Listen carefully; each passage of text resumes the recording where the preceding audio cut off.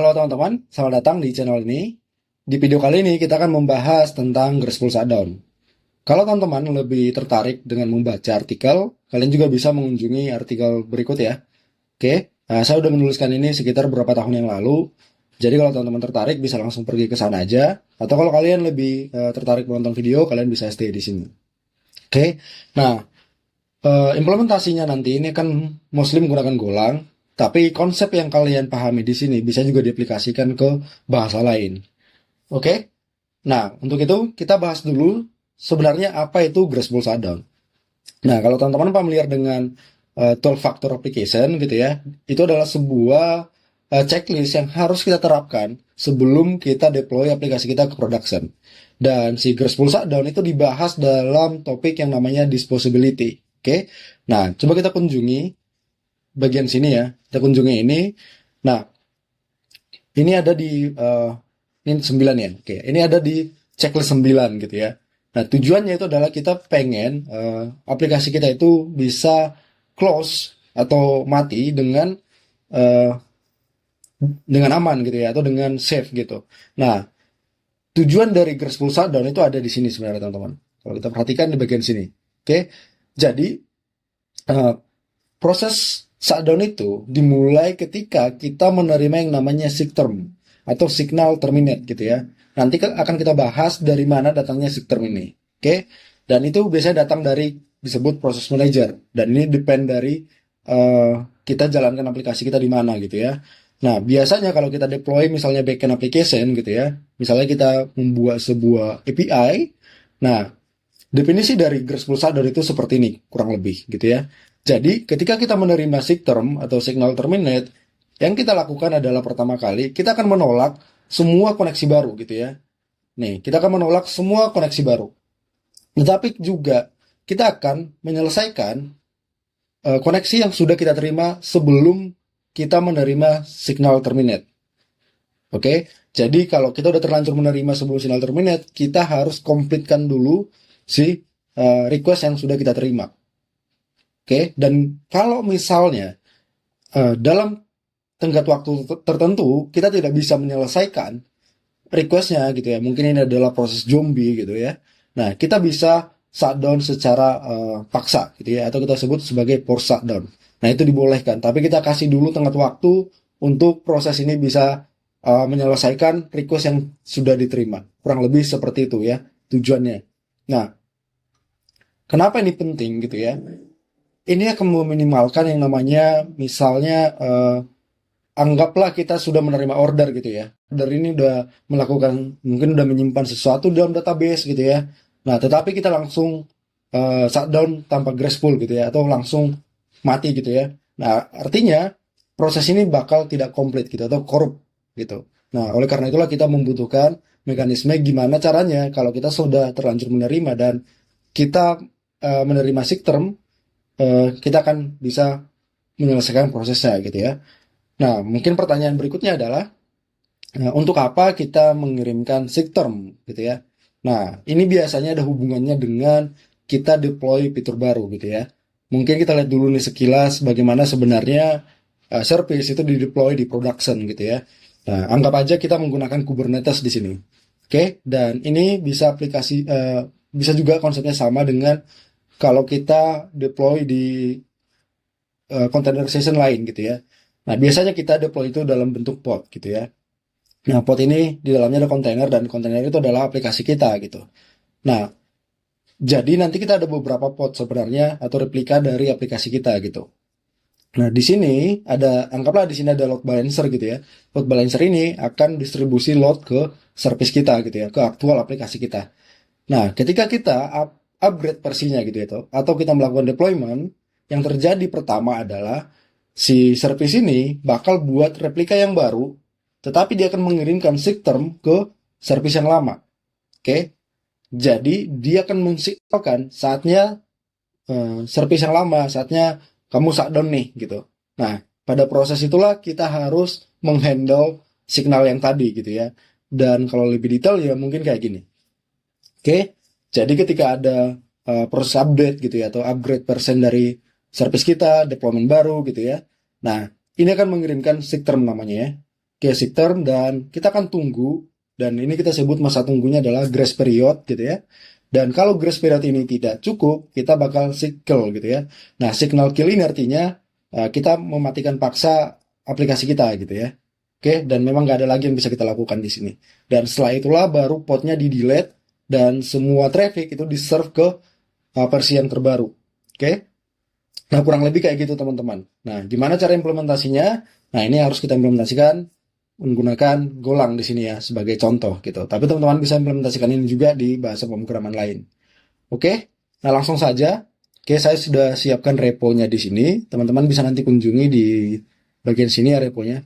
Oke, saya ada buat di josstg/youtube atau yt, dan ini masuk di dalam folder ini. Oke, nah kalau teman-teman sudah lihat sekarang, ini sudah komplit, tapi kita akan mulai lagi dari awal dengan cara kayak gini. Oke, pertama, yang teman-teman lakukan di sini adalah saya udah buatkan beberapa commit di sini ya. Ya, pertama kita bisa mulai di sini. Teman bisa git log frontline untuk directory ini. Kalian bisa langsung check out ke branch ini dulu. Ini adalah startnya kita gitu ya. Saya udah sediakan di sini kayak skeletonnya yang bisa kita gunakan. Oke, kita check out ke sini. Nah, oke, saya udah check out dan kita lihat dulu aplikasi kita sekilas seperti apa gitu ya. Nah, ini cukup simpel sebenarnya. Oke, di sini cukup simpel, yaitu ada main gitu ya. Main ini bisa nge-parse flag. Flag ini nanti kita bisa kasih dari command line argument. Kita bisa adjust si addressnya dan juga delay. Ini simulasi delay untuk membuat proses kita menunggu gitu ya. Oke, dan kemudian di sini akan jalankan aplikasinya. Kalau ada error, aku bakal write errornya ke standard error dengan complete message-nya gitu ya. Nah, di sini sebenarnya cukup simpel ya. Kita buat sebuah router yang mana ini menggunakan versi terbaru Golang ya. Ini versi 1.25, jadi ini udah support menggunakan metode ya. Kayak menggunakan metode di dalam router gitu. Nah, nantinya ada metode post di API ini, itu akan di-serve menggunakan handler ini gitu ya. Nanti akan kita lihat handlernya di sini. Kemudian di sini cuma ngelistan langsung gitu ya. Dan kita juga provide nantinya si MUX ini atau si router ini sudah memiliki nanti ada logger di dalamnya gitu ya. Yang kita bisa dapatkan dari konteks. Kurang lebih seperti itu ya. Dan kita listen ke address yang sudah kita kasih di dalam command line argument. Oke, cukup simpel sebenarnya. Dan kalau kita lihat si order handler, oke, ini juga cukup simpel sebenarnya cara kerjanya. Di sini saya akan membalikan sebuah handler func yang mana itu implement si associative handler gitu ya. Dan di sini nantinya cukup simpel.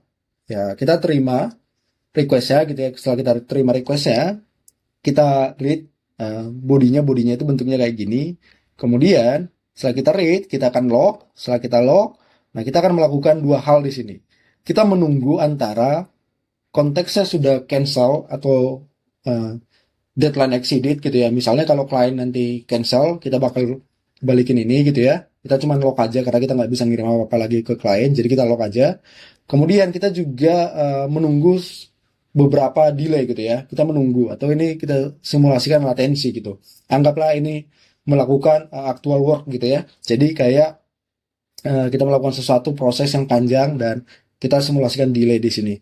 Dan di sini kita akan balikin respon yang ya random aja gitu ya. Saya buat random ID dan selalu statusnya complete. Kemudian kita kasih timestamp-nya gitu. Dan kalau misalnya kita selesai mengeksekusinya dalam delay ini, kita akan kirimkan status oke dan juga responnya ini. Kurang lebih cuman kayak gitu teman-teman di sini ya. Sangat simpel aplikasinya. Nah, sekarang coba kita jalankan dulu dan kita lihat simulasinya gitu ya. Oke, di sini saya udah bukakan dalam terminal gini ya. Oke, teman-teman bisa buat go build di sini. Oops. Oh, sorry, ini harusnya di graceful shutdown. Kita tinggal go build kayak gini ya. Oke, kalau kalian sudah build, itu pasti nanti ada binary yang namanya graceful shutdown ini ya. Oke, dan sekarang dijalankan aja. Oops. Graceful shutdown. Nah, ini kita bisa kasih address-nya gitu ya. Kita kasih aja defaultnya di localhost 8080 ya. Terus delay-nya kita kasih aja dulu mungkin delay kita kasih mungkin cukuplah misalnya 500 milisecond gitu ya. Nah, ini delaynya gitu. Nah, sekarang service kita udah jalan. Oke. Kemudian di sini saya ada sebuah script ya. Teman-teman bisa menggunakan script yang ini. Kita lihat aja dulu. Ini ada dua script. Kalau tidak salah namanya order.sh. Oke. Ini basic tool aja ya. Atau kalian bisa menggunakan JetX. Oke. Kalau kalian menggunakan JetX, kalian juga bisa melihat ini ya. Order.mjs. Oke, ini saya udah buatkan kayak scriptnya lah gitu ya. Oke, JetX itu apa? Oke, kalau teman-teman tidak familiar dengan JetX, itu adalah project dari Google untuk scripting gitu ya. Jadi kita bisa buat script dengan JavaScript yang bisa jalan di terminal juga gitu. Cukup simpel gitu ya. Oke. Nah, sekarang coba kita buat yang menggunakan JetX di sini, order.mjs. Nah, kita jalankan apa yang terjadi. Pertama, oke, kita perhatikan di sini, kita sudah menerima request gitu ya. Kita menerima request dan juga ini adalah request yang kita kirimkan. Dan di sini kita membalikkan body, yaitu adalah order ID-nya ini, terus statusnya complete dan timestamp-nya ini, dan total waktunya itu adalah 500 milisecond, yaitu sesuai dengan delay ini ya. Dan kita juga bisa melihat di klien juga menerima ini. Oke? Oke, nah sekarang kita coba jalankan lagi. Kita jalankan lagi, sekarang delaynya adalah, anggap aja 1 menit. Oke, 1 menit nih delaynya. Nah, kita jalankan ini. Oke, sekarang kalau kita lakukan ini, nah perhatikan di sini, ini menunggu ya, menunggu sampai 1 menit gitu. Nah, anggaplah sekarang kita memiliki atau berjalan aplikasi kita di dalam Kubernetes gitu, dan Kubernetes itu mengirimkan seek term gitu ya. Nah, gimana caranya kita mensimulasikan ini? Kita bisa lihat prosesnya di sini. Kita dapatkan dulu proses ID-nya. Nah, setiap proses di dalam Linux itu pasti ada ID-nya gitu ya. Ini kita copy aja. Nah, kemudian kita bisa kill, kita kasih seek term, signal terminate ke proses ini. Nah, yang terjadi saat ini adalah ketika saya kirim ini, perhatikan, servernya itu langsung menerima signal terminate, dan di sini tadi masih memproses gitu ya, masih memproses, tiba-tiba langsung mati. Oke, service-nya langsung down. Yang akhirnya adalah kita nggak bisa complete prosesnya, padahal udah diterima tadinya gitu ya. Nah, ini tidak mengimplementasikan yang namanya graceful shutdown gitu. Oke, nah terus gimana caranya? Nah, caranya di Golang itu cukup simpel sebenarnya, oke ya. Artinya kita harus tangkap dulu sinyal ini. Terus gimana caranya kita bisa menangkap signal ini? Nah, cara menangkap signal ini bisa kita lakukan di Golang dengan cara berikut. Nah, pertama kita bisa tangkap signal itu menggunakan signal notify gitu ya. Nah, function notify ini akan memberikan kita notification gitu ya, ketika signal yang kita daftarkan di sini itu di-trigger gitu ya. Nah, caranya gimana? Kita abaikan dulu argumen pertama, kita isi dulu di sini.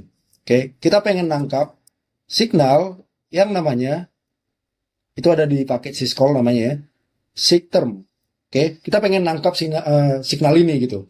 Nah, tentunya kalau kita pengen tangkap ini signal, kita harus kasih tempat penampungannya gitu ya. Nah, gimana caranya? Kita bisa buat di sini sebuah channel di Golang gitu ya. Shutdown request. Oke, kita buat channel sesuai permintaan di sini. Nah, itu adalah sebuah channel yang dia adalah OS signal gitu ya. Oke, kita buat channel OS signal. Nah, tapi perlu dicatat di sini, perhatikan, ada sebuah requirement di sini. Requirement-nya itu adalah, kalau tidak salah mereka juga daftarkan di sini. Nah, ini harus memiliki buffer size yang satu, isinya satu gitu ya. Atau tinggal teman-teman copy aja bagian sini sebenarnya. Oke ya, jadi harus ada buffer size-nya satu. Itu requirement-nya. Oke, kita copy aja ini. Ups, nggak bisa ya. Tinggal tambahin aja deh. Satu. Dan ini kita masukkan ke sini. Nah, oke, nantinya ini akan berjalan di background, dan ketika ada signal terminate, kita akan dikasih signalnya di sini. Tentunya, karena ini menggunakan channel, berarti ini blocking gitu ya. Nah, kita harus membuat ini bisa berjalan berbarengan dengan ini gitu ya. Nah, caranya cukup simpel sebenarnya. Ini tinggal kita buat aja dalam goroutine. Oke, kita buat dulu dalam goroutine. Oke, cara paling mudah. Nah, sekarang saya udah di Golang terbaru. Cara paling mudah itu kita bisa buat wait group di sini. sync.waitGroup gitu ya. Nah, waitGroup itu kayak kita bisa daftarkan beberapa proses goroutine gitu ya dalam suatu grup dan mereka bisa shutdown atau bisa terminate secara bersamaan gitu ya. Nah, kita pakai function go di sini. Oke. Nah, kalau versi yang lama itu nggak punya metode go, jadi teman-teman harus buat function kayak gini ya, kurang lebih. Tambahkan di sini wg add 1, terus diper wg done, dan kalian melakukan proses di sini gitu. Jadi ada boilerplate code yang ini. Nah, dengan sintaks terbaru kita nggak perlu menulis ini, cukup wg.go. Oke? Nah, sekarang saya akan pindahkan ini ke dalam sini. Nah, oke ya. Nah, sekarang ini karena saya nggak bisa balikin sesuatu, jadi saya log aja di sini. Log warning gitu ya. Saat ini mungkin saya buat aja unexpected error from listen and serve. Errornya adalah ini. Kurang lebih kayak gini ya. Cukup simpel. Oke, dan di sini saya pindahkan dulu ini, hapus, kemudian wg wait ya. Kita tunggu ini. Nah, kemudian untuk menunggu signalnya, oke, kita bisa buat gini, wg.go lagi di sini ya. Nah, kita bisa buat kayak gini. Ini adalah cara kita menerima signal gitu ya. Kalau nanti signalnya sudah ada di sini gitu ya, nah kita log aja dulu. Kita log info, oke, shutdown, graceful shutdown, oke. Atau gini aja, shutdown request receive. Oke, ini adalah signal yang kita dapatkan. Itu adalah signal.string, gitu ya. Kita log dulu aja nih. Nah, tentu ini belum menyelesaikan permasalahan graceful, tapi kita bisa lihat dulu di sini ya. Kurang lebih apa yang terjadi nantinya. Nah, ini kita build lagi. Saya build lagi ya sekarang di sini. Go build. Oke. Kita jalankan juga selama 1 menit delaynya dan kita eksekusi lagi di sini. Oke, dan sekarang kita terminate. Tentu ini belum ada proses ID-nya gitu ya. Kita lihat dulu proses ID-nya adalah ini. Oke. Dan sekarang saya kill proses ID berikut. Nah, kita udah menerima nih signal terminate, tapi nggak ngapa-ngapain gitu kan. Oke, dia nggak ngapa-ngapain. Dan server juga, ya nggak ngapa-ngapain juga. Dan kita nggak bisa nunggu ini. Oke, dan harusnya kita do something kan. Nah, ini belum kita lakukan. Dan ini harus kita kill nih. Kalau kill berarti ini aplikasinya langsung di terminate ya. Si kill. Apa langsung kill kayaknya. Ya, kill. Oke, jadi kita langsung kill dan di sini juga dapat statusnya kill gitu ya. Oke. Nah, gimana cara kita handle ini? Nah, yang terjadi sekarang adalah walaupun kita udah terima signal shutdown, kita nggak shutdown karena ya kita belum melakukan proses shutdown di sini. Oke, gimana caranya? Nah, tapi sebelum ke sana mungkin saya akan print dulu di sini proses ID ya biar kita nggak manual mendapatkan proses ID-nya. Caranya gimana? Saya buat aja sini PID itu dari OS get PID. Yang ini. Oke, ini akan memprint proses ID dari aplikasi yang sedang jalan saat ini. Oke, nah sekarang gimana cara ini membuat graceful shutdown? Caranya cukup simpel, yaitu dengan kita ganti dulu si listen and serve ini, gitu ya. Nah kalau kita lihat dalamannya, sebenarnya pertama dia akan membuat sebuah server di sini ya. Oke, kita ambil aja nih, kayak gini. Dan handler ini adalah handler yang dikirim di sini. Oke, kita copy aja. Oke, kita copy kayak gini dan kita kasih ini menjadi server namanya gitu ya. SRV server addressnya ini tentu dari HTTP ya. Oke, HTTP handlernya itu adalah max-nya yang kita kirim tadi. Tapi kita bungkus dengan logger, jadi kita copy aja semuanya ini. Oke. Nah, addressnya juga sama ya, address yang sudah kita kasih di sini tadi gitu. Nah, sekarang jalankan ini tinggal kita ganti menggunakan srv.listenAnswer. Oke. Ini step pertamanya. Nah, kita baca dulu sebagian di listen and serve. Nah, apa sih katanya di sini? Nah, listen and serve itu selalu balikin non-nil error. Oke, dia kan selalu balikin non-nil error. Tetapi after server shutdown atau server close, itu bakal ngebalikin error server close. Oke, berarti ini adalah state yang valid sebenarnya kalau dia balikin server close. Karena dia dipanggil setelah shutdown dan juga close ya. Atau close. Nah, sekarang kita baca nih, apa itu shutdown gitu ya. Teman-teman bisa kunjungi shutdown dan close nanti di sini. Nah, shutdown, perhatikan di sini, shutdown itu adalah gracefully shutdown server without inserting any active connection gitu ya. Artinya dia nggak bakal mengganggu connection yang saat ini berjalan gitu ya. Dan dia bakal closing all listener. Artinya dia nggak bakal menerima connection baru gitu. Dan nggak akan menerima request baru yang mana sesuai dengan definisi graceful shutdown yang sudah kita lihat sebelumnya.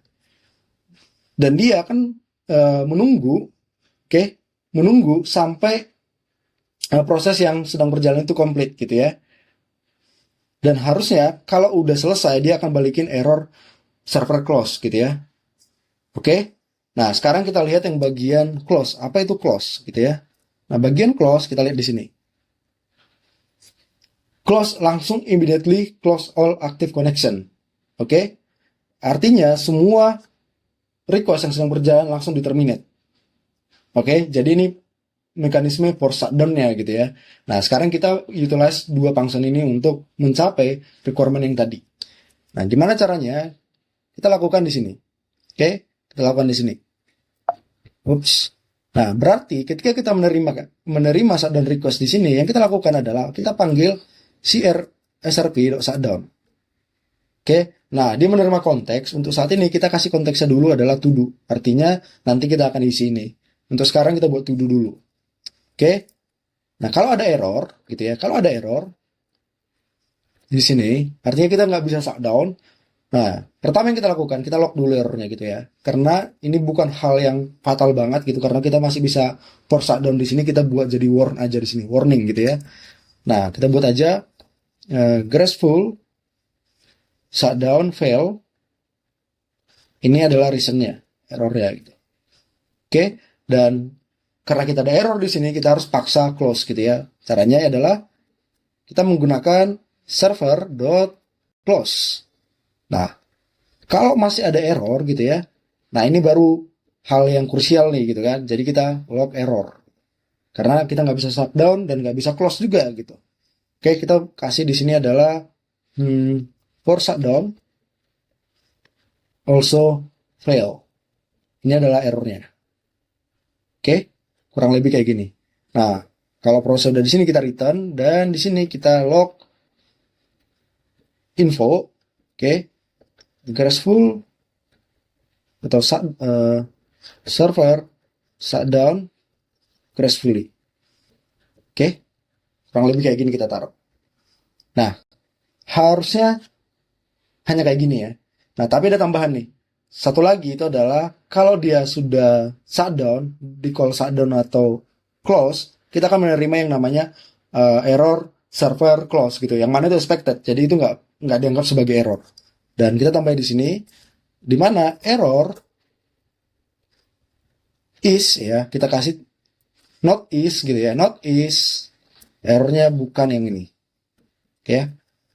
Kalau error yang lain silahkan di log, tapi kalau errornya yang ini adalah expected state. Jadi nggak usah kita apa-apain gitu. Nggak usah kita anggap sebagai warning gitu ya. Nah, harusnya kalau kita jalankan ini, oke, harus aman ya. Oke. Ini mungkin kita kasih jangan delay 1 menit, tapi kita kasih mungkin 30 second gitu ya. Oke, atau mungkin cukup deh 15 second. Karena sih kita udah print juga PID-nya gitu ya. Saya prepare dulu ini seek term.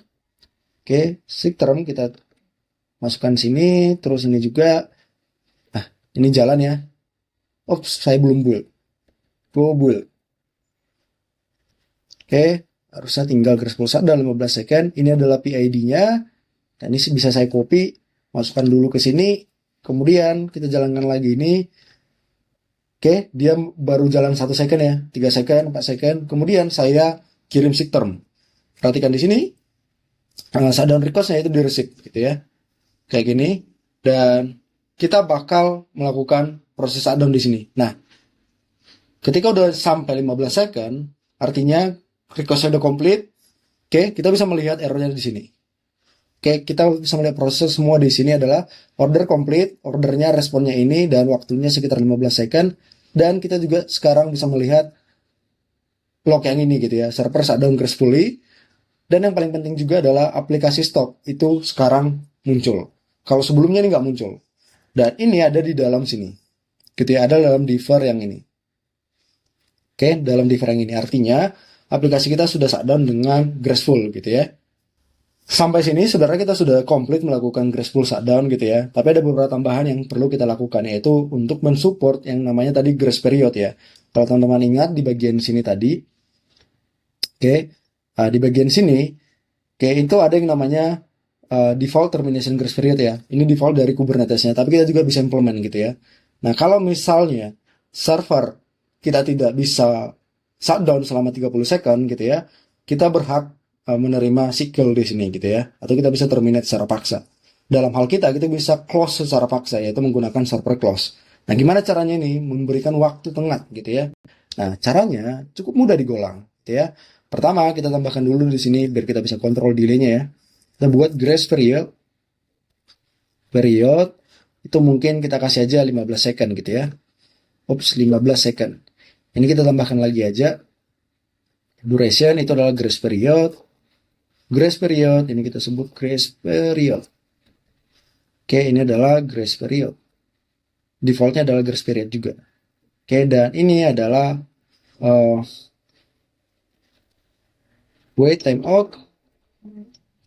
Timeout before continue to secure force shutdown. Oke ya. Ini adalah waktu yang kita butuhkan untuk menunggu Graceful shutdown gitu ya. Dan caranya digolang cukup mudah teman-teman. Itu menggunakan konteks with timeout. Kayak gini doang nih. Dan di sini kita kasih parentnya bebas saja di sini karena ini background proses. Oke, terus kita kasih ini adalah grace periodnya. Dan ini akan membalikkan konteks juga. Yang di sini adalah cancel part. Cancel. Oke, defer cancel. Kita close cancelnya kalau kita udah kelar gitu ya. Dan ini tinggal kita berikan di sini. Kurang lebih kayak gini. Dan karena cuma ini adalah konteksnya di sini errornya pasti nanti akan muncul deadline exceeded gitu ya. Ini bakal balikin yang namanya deadline exceeded. Oops, bukan yang ini. With timeout itu akan balikin yang namanya deadline exceeded ya. Kalau nggak salah namanya itu yang ini. Konteks error deadline exceeded. Nah, ini. Kita akan dapat error ini nantinya kalau misalnya kita melebihi batas waktu yang kita tentukan. Oke? Nah, cukup kayak gini doang sebenarnya. Sekarang kita jalankan lagi gitu ya. Nah, kita tambahkan sekarang, kita build dulu. Go build. Kayak gini. Dan sekarang kita sudah punya namanya grace period di sini. Grace period. Nah, kita tunggu mungkin. Nah, ini mungkin kita kasih delay-nya 30 second gitu ya. 30 second. Terus grace period yaitu adalah 10 second gitu ya. Harusnya kayak gini aja nih. Kita jalankan. Nah, kita siapkan dulu di sini semuanya. PID-nya adalah ini. Oke, kemudian kita jalankan lagi ordernya. Oke, kita udah menjalankan ini 4 second ya. Kita kill. Oke. Dan dia nunggu. Oke. Sudah diterima ya. Kemudian dia akan menjalankan grace period. Nah, perhatikan di sini. Kita dapat kontes deadline exceeded. Dan artinya kita akan lanjutkan menggunakan force shutdown gitu ya. Dan ketika force shutdown, kita akan nge-close koneksinya dari sisi kita. Sehingga di client itu dapatnya adalah error ini gitu ya. Ada koneksi yang udah di-close dari sisi server gitu ya. Other side close gitu ya. Dapat ini. Oke. Dan ini harusnya udah komplit gitu ya. Ini kita udah implement yang namanya Graceful shutdown dan juga force shutdown gitu ya. Dengan menggunakan grace period. Dan harusnya cuman kayak gini aja teman-teman. Dan kalau kalian pengen tahu detailnya code-nya gitu ya, kalian bisa langsung cek ke GitHub yang ini gitu ya. Bagian sini. Oke, saya sudah kerjakan di bagian sini sebelumnya. Oke, teman-teman bisa lihat. Oke. Ini adalah full-nya gitu ya. Dan ada utils juga di sini. Ini yang tambahan aja gitu ya. Untuk melakukan logger dan juga middleware gitu ya. Harusnya gitu aja. Oke. Mungkin cukup sekian dulu teman-teman pertemuan kita kali ini. Semoga bermanfaat. Thank you.